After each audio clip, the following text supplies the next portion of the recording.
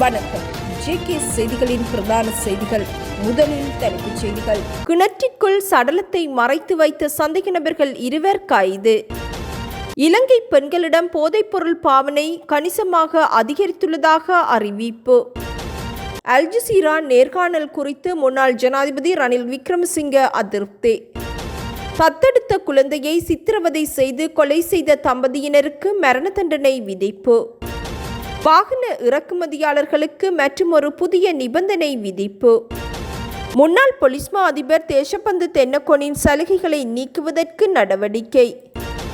சாணக்கியன் தனது குற்றச்சாட்டுக்களை நேருக்கு நேர் பகிரங்கப்படுத்த வேண்டுமென கிழக்கு மாகாண சபையின் முன்னாள் உறுப்பினர் ஒருவர் சவால் விடுப்பு. இலங்கையில் 10 வயதான சிறுமி உள்ளிட்ட குழந்தை தாய்மார்களின் எண்ணிக்கையில் அதிகரிப்பு. விசிட் விசாவில் சென்ற தமிழர்களை நாடு கடத்துவதற்கு கனடிய அரசாங்கம் நடவடிக்கை. உயிர்த்த ஞாயிறு தாக்குதலின் பிரதான சூத்திரதாரியை தனக்கு தெரியும் என ஞானசார தேரர் பகிரங்கமாக அறிவிப்பு. புத்தளம் ஆராய்ச்சி கட்டுவ வைரம் கட்டுவ பகுதியில் வீட்டிற்கு அருகில் தோண்டப்பட்ட நீர் நிரப்பப்பட்ட குழியில் விழுந்து சிறு குழந்தையொன்று உயிரிழந்துள்ளது. வைரம் கட்டுவ பகுதியில் வசித்து வந்த 1 வயதுடைய குழந்தையே இவ்வாறு உயிரிழந்துள்ளதாக போலீசார் தெரிவித்துள்ளனர். குழந்தையின் சடலம் சிலாபம் வைத்தியசாலையின் பிரேத அறையில் வைக்கப்பட்டுள்ளதுடன் ஆராய்ச்சி கட்டுவ போலீசார் மேலதிக விசாரணைகளை முன்னெடுத்துள்ளனர்.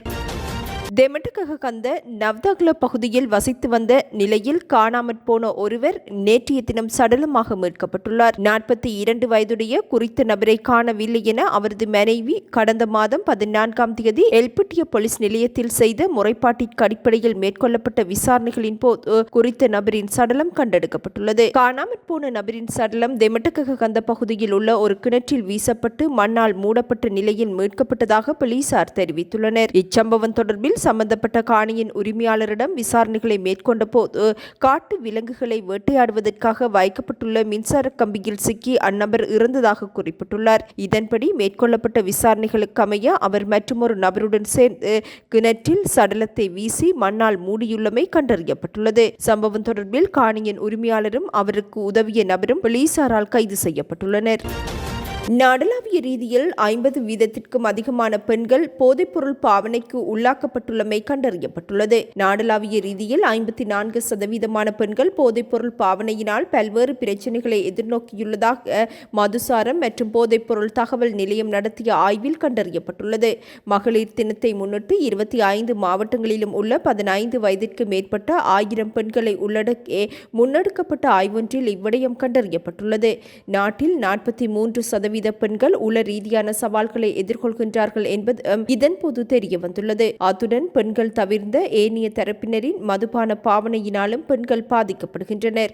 குறிப்பாக 27.4% பெண்கள் அயலவர்களினாலும் 27% பெண்கள் இனம் தெரியாதவர்களினாலும் 20% பெண்கள் உறவினர்களினாலும் பிரச்சனைகளை எதிர்நோக்குகின்றமை கண்டறியப்பட்டுள்ளது. பெண்களை மதுசார பாவனைக்கு ஈர்ப்பதற்காக மதுசார நிறுவனங்கள் பல்வேறு வழிகளில் முயற்சிக்கின்றன. இவ்வாறான செயற்பாடுகளுக்காக 29% பெண்கள் பயன்படுத்தப்படுவதாகவும் 34% பெண்களுக்கு இது குறித்த விழிப்புணர்வு இல்லை எனவும் மதுசார மற்றும் போதைப்பொருள் தகவல் நிலையம் அறிவித்துள்ளது. காங்கேசன்துறை நாகப்பட்டினத்திற்கு இடையிலான பயணிகள் போக்குவரத்து சேவையில் ஈடுபடும் சிவகங்கை கப்பலின் சேவையானது வழமைக்கு திரும்பியுள்ளதாக அந்நிறுவனத்தின் பணிப்பாளர் திரு சத்யசீலன் தெரிவித்துள்ளார். செவ்வாய்க்கிழமை தவிர்ந்த அனைத்து நாட்களிலும் இக்கப்பல் சேவை நடைபெறவுள்ளது. எனவே பயணிகள் www.sailsubham.com என்ற இணையதளத்திற்குள் பிரவேசிப்பதன் மூலமாகவோ அல்லது 0122224647 அல்லது 0117621117 என்ற தொலைபேசி இலக்கங்கள் ஊடாகவோ ஆசன பதிவுகளை மேற்கொள்ள முடியும் எனவும் கப்பல் நிறுவனம் அறிவித்துள்ளது.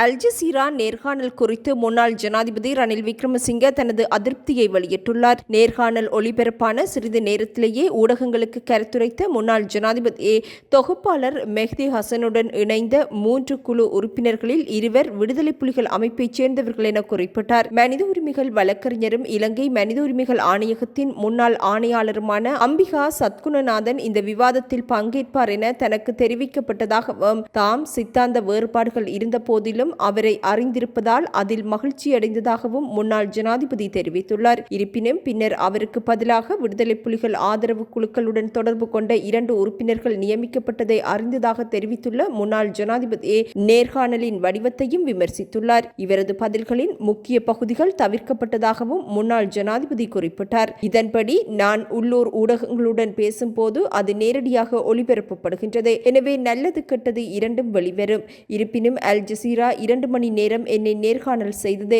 ஆனால் 1 மணி நேர பகுதியை மாத்திரமே வெளியிட்டது. இதில் பெரும் பகுதியை திருத்தியுள்ளதாகவும் முன்னாள் ஜனாதிபதி அதிருப்தி வெளியிட்டுள்ளார். குறித்த நேர்காணலில் கருத்துரைத்த முன்னாள் ஜனாதிபதி இறுதி யுத்தம் இடம்பெற்ற காலப்பகுதியில் பாதுகாப்பு தரப்பினரால் வைத்தியசாலைகள் மீது குண்டு தாக்குதல்கள் நடத்தப்பட்டமை உண்மை என குறிப்பிட்டுள்ளார். எனினும் இத்தாக்குதல் திட்டமிட்டு மேற்கொள்ளப்படவில்லை. விமானப்படையின் சில உறுப்பினர்கள் வைத்தியசாலைகள் மீது தாக்குதல் நடத்தியதாகவும் அவர்களுக்கு எதிராக சட்ட நடவடிக்கை எடுக்கப்பட்டுள்ளதாகவும் குறிப்பிட்டுள்ளார். எவ்வாறாயினும் இவ்வாறான தாக்குதல்கள் பெருவாரியாக இடம்பெற்றதாக தான் கருதவில்லை எனவும் முன்னாள் ஜனாதிபதி தெரிவித்துள்ளார். அத்துடன் நாட்டில் எந்த சமூகத்திற்கும் இதுவரை நீதி வழங்கப்படவில்லை எனவும் முன்னாள் ஜனாதிபதி ரணில் விக்ரமசிங்க தெரிவித்துள்ளார். இதேவேளை தாம் முன்னாள் ஜனாதிபதி கோட்டாபய ராஜபக்சவையோ ஏனைய ராஜபக்சர்களையோ பாதுகாக்க முற்படவில்லை எனவும் அவர் குறிப்பிட்டுள்ளார். இதனிடையே இலங்கையில் காணாமல் ஆக்கப்பட்டோர் என அடையாளம் காணப்பட்டுள்ள 6000 மக்களில் எத்தனை பேர் கண்டுபிடிக்கப்பட்டனர் என ஊடகவியலாளர் கேள்வி எழுப்பியிருந்தார். இதற்கு பதிலளித்த முன்னாள் ஜனாதிபதி அதனை தாங்கள் 2 தொகுதிகளாக விசாரணை செய்ய முயற்சிப்பதாகவும் குறிப்பிட்டுள்ளார். முள்ளிவாய்க்கால் கலவரத்தில் உள்நோக்கத்தில் ஈடுபட்டவர்கள் மற்றும் வெளியே இருந்தவர்கள் என 2 வகையாக காணப்படுவதாகவும் அவர் குறிப்பிட்டுள்ளார். இதனிடையே குறுக்கிட்ட ஊடகவியலாளர் 6000 பேரில் 616 பேர் குறித்த தகவல்களை கண்டுபிடிக்கப்பட்டதாக தெரிவித்திருந்தார். இதற்கு பதிலளித்த முன்னாள் ஜனாதிபதி எமது நாட்டில் அனைவரையும் பாதித்திருந்த ஒரு இனப்பிரச்சினைக்கு நாங்கள் முகம் கொடுத்திருந்தோம். எனவே எதனை சரி செய்ய போகின்றோம் என முயற்சிப்பதற்கு வாய்ப்பளியுங்கள் என கோரிக்கை விடுத்தார். 2 வயது குழந்தையை சித்திரவதைக்கு உட்படுத்தி கொலை செய்ததாக குற்றம் சாட்டப்பட்டுள்ள தம்பதிக்கு மரண தண்டனை விதித்து கொழும்பு மேல் நீதிமன்ற நீதிபதி உத்தரவிட்டுள்ளார். கொழும்பு மாளிகாவத்தை பிரதேசத்தில் கடந்த 2018ஆம் ஆண்டு மே மாதம் 11ஆம் தேதி தத்தெடுக்கப்பட்ட 2 வயதுடைய குழந்தை ஒன்று சித்திரவதைக்கு உட்படுத்தப்பட்டு கொலை செய்யப்பட்டது. இதனை அடுத்து குழந்தையை தத்தெடுத்ததாக கூறப்படும் சந்தேக நபர்களான தம்பதிக்கு எதிராக நீதிமன்றில் வழக்கு தொடரப்பட்டது. இந்நிலையில் இவ்வழக்கு கொழும்பு மேல் நீதிமன்ற நீதிபதி சுஜீவ நிஷாங்கா முன்னிலையில் விசாரணை எடுத்துக் கொள்ளப்பட்ட போது சந்தேக நபர்களான தம்பதிக்கு எதிராக முன்வைக்கப்பட்ட சாட்சிகள் அனைத்தும் நிரூபிக்கப்பட்டதை அடுத்து குறித்த தம்பதியினருக்கு நீதவான் மரண தண்டனை விதித்து தீர்ப்பளித்தார். எந்தவொரு இறக்குமதியாளரும் 6 மாதங்களுக்குள் இறக்குமதி செய்யப்பட்ட மொத்த வாகனங்களின் எண்ணிக்கையில் 25% பதிவு செய்ய தவறினால் இறக்குமதியாளரின் இறக்குமதி அனுமதி ரத்து செய்யப்படும் என நிதி அமைச்சகம் அறிவித்துள்ளது. அந்நிய செலாவணி இருப்புகளை பாதுகாக்கவும் அதிகப்படியான வாகனங்களை இறக்குமதி செய்வதை தடுக்கவும் தேவையற்ற முறையில் ஆட்டோமொபைல் பங்குகள் குவிவதை தடுக்கவும் இந்நடவடிக்கை எடுக்கப்பட்டுள்ளது. இருப்பினும் தனிப்பட்ட அளவில் வாகனங்களை இறக்குமதி செய்ய வேண்டிய அவசியம் ஏற்பட்டால் ஒரு வாகனத்தை மாத்திரமே இறக்குமதி செய்ய முடியும் எனவும் அதே நிபந்தனைகள் அதற்கு பொருந்தாது எனவும் நிதி அமைச்சகம் குறிப்பிட்டுள்ளது. வாகன இறக்குமதி தொடர்பான அரசாங்க நிதிக்குழுவின் சமீபத்திய கூட்டத்தில் இத்தகவல்கள் வெளிப்படுத்தப்பட்டுள்ளன. இறக்குமதி மற்றும் ஏற்றுமதி கட்டுப்பாட்டு நாயகம் உப்புல் மாலி பிரேமதிலகா இதனை தெரிவித்துள்ளார். 2020ஆம் ஆண்டில் வாகன இறக்குமதி தற்காலிகமாக நிறுத்தப்பட்டதுடன் தற்காலிக இடைநிறுத்தத்தை நிறுத்தி வைப்பதற்காக இந்த வர்த்தமானி வெளியிடப்பட்டது. எனினும் தற்போது HS குறியீடு 304 கீழ் உள்ள வாகனங்கள் இலங்கைக்கு இறக்குமதி செய்ய அனுமதிக்கப்பட்டுள்ளதுடன் இந்த இறக்குமதி செய்யப்பட்ட வாகனங்கள் 90 நாட்களுக்குள் பதிவு செய்யப்பட வேண்டும் என வலியுறுத்தப்பட்டுள்ளது. அவ்வாறு செய்ய தவறினால் CIF-இல் 3% அபராதம் விதிக்கப்படும் என்பதுடன் அதிகபட்சமாக 45% வரை அபராதம் விதிக்கப்படும் எனவும் அறிவிக்கப்பட்டுள்ளது. இறக்குமதி செய்யப்பட்ட அளவில் 25% 6 மாதங்களுக்குள் பதிவு செய்யப்படாவிட்டால் அவர்களின் இறக்குமதி செய்யும் திறன் நிறுத்தி வைக்கப்படும் எனவும் இந்நிபந்தனைகளின் கீழ் வாகனங்களை இறக்குமதி செய்ய அனுமதி வழங்கப்பட்ட அனுமதி இடைநிறுத்தப்படும் எனவும் அவர் குறிப்பிட்டுள்ளார். கைது செய்யுமாறு மாத்தறை நீதவான் நீதிமன்றத்தினால் உத்தரவிடப்பட்டுள்ள முன்னாள் போலீஸ் மா அதிபர் தேசப்பந்து தென்னக்கோனுக்கு வழங்கப்பட்ட கார் மற்றும் போலீஸ் பாதுகாப்பு உள்ளிட்ட அனைத்து வசதிகளையும் நிறுத்தி வைக்க அரசாங்கம் தீர்மானித்துள்ளது. தேசப்பந்து தென்னக்கோனின் பாதுகாப்பு மற்றும் பிற சலுகைகளை நீக்க கோரி போலீஸ் தலைமையகத்திலிருந்து ஜனாதிபதியின் செயலாளர் சனத் நந்திக குமார் நாயக்கவிற்கு கடிதம் அனுப்பப்பட்டுள்ளது. தேசப்பந்து தென்னக்கோனுக்கு உத்தியோகபூர்வ இல்லம், உத்தியோகபூர்வ வாகனம், அமைச்சரின் பாதுகாப்பு பிரிவைச் சேர்ந்த 6 அதிகாரிகள், போலீஸ் சிறப்பு பாதுகாப்பு படையைச் சேர்ந்த 2 அதிகாரிகள் மற்றும் ஊதிய சலுகைகள் வழங்கப்பட்டது. வெலிகமவில் போதைப்பொருள் கடத்தல் தொடர்பாக ஒரு சந்தேக நபரை கைது செய்ய சென்றபோது வெலிகம போலீஸ் அதிகாரிகள் நடத்தியதாக கூறப்படும் துப்பாக்கிச் சண்டையில் கொழும்பு குற்றப்பிரிவைச் சேர்ந்த ஒரு போலீஸ் சார்ஜென்ட் கொல்லப்பட்ட சம்பவம் தொடர்பாக மாத்தறை நீதவான் நீதிமன்றம் முன்னாள் போலீஸ் மா அதிபர் தேசப்பந்து தென்னக்கோனை கைது செய்ய உத்தரவு பிறப்பித்திருந்தது. எனினும் அந்த உத்தரவை மீறி தேசப்பந்து தென்னக்கோன் நீதிமன்றத்தை தவிர்த்து வருவதாகவும் அவரை கைது செய்ய குற்றப்புலனாய்வு துறையின் சிறப்பு அதிகாரிகள் அடங்கிய குழு நியமிக்கப்பட்டுள்ளதாகவும் அறிவிக்கப்பட்டுள்ளது. எவ்வாறாயினும் தேசப்பந்து தென்னக்கோனின் கையடக்க தொலைபேசி தகவல்கள் மற்றும் அவர் இருக்கும் இடம் குறித்து விசாரணைகள் நடத்தப்பட்டுள்ளதாகவும் போலீஸ் ஊடக பேச்சாளர் புத்திக்க மனதுங்க தெரிவித்துள்ளார். நாடாளுமன்ற உறுப்பினர் சாணக்கியன் அண்மை காலமாக சபையில் தெரிவித்தவை யாவும் அப்பட்டமான பொய்கள் என கிழக்கு மாகாண சபையின் முன்னாள் உறுப்பினர் குமாரசுவாமி புஷ்பகுமார் தெரிவித்துள்ளார். மட்டு ஊடக அமையத்தில் நேற்று இடம்பெற்ற ஊடக சந்திப்பின் போதே அவர் இவ்வாறு கருத்துரைத்தார். மட்டக்களப்பு மாவட்ட நாடாளுமன்ற உறுப்பினர் இரா சாணக்கியன் நாடாளுமன்றில் அண்மையில் தெரிவித்த கருத்துக்களை மறக்கின்றேன். அவருக்கு நாடாளுமன்ற சிறப்புரிமை இருக்கின்றது என்பதற்காக மற்றவரின் சுய கௌரவத்தை உரிமையை இழுக்கும் உரிமை அவருக்கு இல்லை. பிள்ளையானின் சகா நான் என குறிப்பிட்டிருந்தார். அது மாத்திரமல்ல, நான் கொழும்பு ஹில்டன் விடுதிக்கு சென்றதாக பச்சை பொய் சொல்லியிருக்கின்றார். கடந்த 2 வாரங்களில் நான் கொழும்புக்கு செல்லவில்லை, எனது சாரதி சுதா என சொல்கின்றார். எனவே நாடாளுமன்றில் பச்சை பொய் சொல்லி மக்களை ஏமாற்றி வருகின்ற அவரின் இந்த சித்து விளையாட்டுக்களை இனியாவது மக்கள் புரிந்து கொள்ள வேண்டும். இவ்விடயம் தொடர்பாக போலீஸ் மா அதிபரிடம் முறைப்பாடு ஒன்றை வழங்கவுள்ளேன். என் மீதான குற்றச்சாட்டுக்களை நிரூபிக்க முடியுமாக இருந்தால் இவ்வாறான ஊடக மாநாட்டை நடத்தி பகிரங்கமாக நேருக்கு நேர் கூறட்டும் என சவால் விடுப்பதாக கிழக்கு மாகாண சபையின் முன்னாள் உறுப்பினர் குமாரசுவாமி புஷ்பகுமார் தெரிவித்துள்ளார். இலங்கையில் பாடசாலை செல்லும் சிறுமிகள் கர்ப்பம் அடைவது தொடர்பாக அதிகளவிலான முறைப்பாடுகள் கிடைக்கப்பெற்றுள்ளதாக அதிகாரிகள் தெரிவித்துள்ளனர். சமூக வலைதள பாவனை அதிகரிப்பின் பின்னர் இலங்கையில் சிறுவயது கர்ப்பங்களின் எண்ணிக்கையும் அதிகரித்துள்ளதாக அறிவிக்கப்பட்டுள்ளது. இதன் பிரகாரம் 2023 ஆண்டு 163 பாடசாலை மாணவிகள் கர்ப்பம் அடைந்த நிலையில் 2024 ஆண்டு அவ்வெண்ணிக்கையானது 213 வரை அதிகரித்துள்ளது.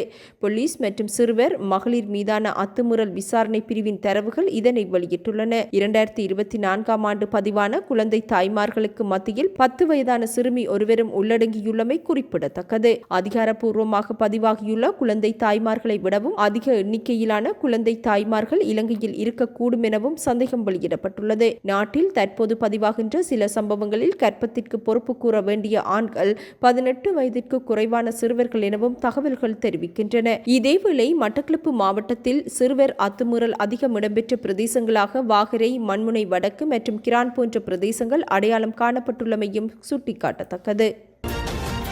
உயிர்த்த ஞாயிறு தற்கொலை தாக்குதலுடன் தொடர்புடைய பிரதான சூத்திரதாரி யார் என்பது தமக்கு நன்கு தெரியும் என பொதுபல சேனா இயக்கத்தின் பொதுச் செயலாளர் கலகொட அத்தே ஞானசார தேரர் தெரிவித்துள்ளார். இந்த பிரதான சூத்திரதாரி யார் என்பது தெரியும் என்பதை மிகவும் பொறுப்புடன் கூறுவதாகவும் அதனை ஊடகங்களிடம் பகிர்ந்து கொள்ள தான் தயாரில்லை எனவும் அவர் குறிப்பிட்டுள்ளார். இத்தற்கொலை தாக்குதலின் பிரதான சூத்திரதாரி குறித்து ஜனாதிபதி அனுரகுமார திசாநாயக்க மற்றும் பாதுகாப்பு பிரதானிகளிடம் வெளிப்படுத்த உள்ளதாகவும் தெரிவித்துள்ள கலகொட அத்தே ஞானசார அதன் பின்னர் ஊடகங்களிடம் விவரங்களை வெளியிட உள்ளதாக குறிப்பிட்டுள்ளார்.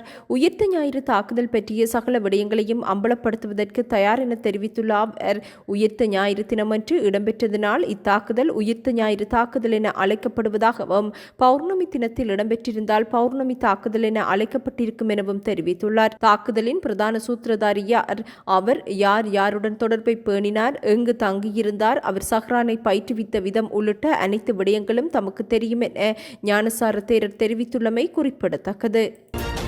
அமெரிக்காவில் 80,000 அரசு பணியிடங்களை இரத்து செய்வதற்கு அந்நாட்டு அரசாங்கம் தீர்மானித்துள்ளது. கடந்த ஜனவரி 20 அமெரிக்க ஜனாதிபதியாக டொனால்ட் ட்ரம்ப் பதவியேற்றதுடன் அரசு செயற்திறன் என்ற புதிய துறையை உருவாக்கியிருந்தார். இதன் தலைவராக தொழிலதிபர் எலான் மஸ்க் பதவி வகிக்கின்றார். இதன்படி அரசு செயற்திறன் என்ற புதிய துறையின் பரிந்துரைகளின்படி அமெரிக்க அரசின் செலவினங்கள் படிப்படியாக குறைக்கப்பட்டு வருகின்றன. இவ்வரிசையில் ஓய்வு பெற்ற இராணுவ வீரர்களுக்கான துறையில் 80,000 அரசு பணியிடங்களை இரத்து செய்ய அந்நாட்டு அரசாங்கம் தீர்மானித்துள்ளது. இத்துறையில் ஓய்வு பெற்ற இராணுவ வீரர்கள் அதிகளவில் பணியாற்றி வருவதுடன் அவர்கள் வேலை இழப்பார்கள் எனவும் அறிவிக்கப்பட்டுள்ளது. இத்துறைக்கான நிதி ஒதுக்கீட்டை கணிசமாக குறைக்க தீர்மானிக்கப்பட்டுள்ள நிலையில் டொனால்ட் ட்ரம்பின் இம்முடிவுகள் குறித்து ஓய்வு பெற்ற இராணுவ வீரர்கள் தமது அதிருப்தியை வெளியிட்டுள்ளனர்.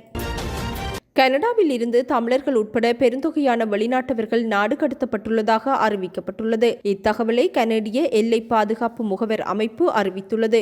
கடந்த வருடத்தில் பெருந்தொகையான வெளிநாட்டவர்கள் நாடு கடத்தப்பட்டுள்ளனர். இவர்களுள் அதிகளவிலானோர் புகலிடம் மறுக்கப்பட்டவர்கள் எனவும் சுட்டிக்காட்டப்பட்டுள்ளது. 2024 ஜனவரி 1ஆம் தேதி முதல் நவம்பர் 19ஆம் தேதி வரை 7300 பேரை நாடு கடத்தியுள்ளதாக முகவர் அமைப்பின் புள்ளி விவரங்கள் தெரிவிக்கின்றன.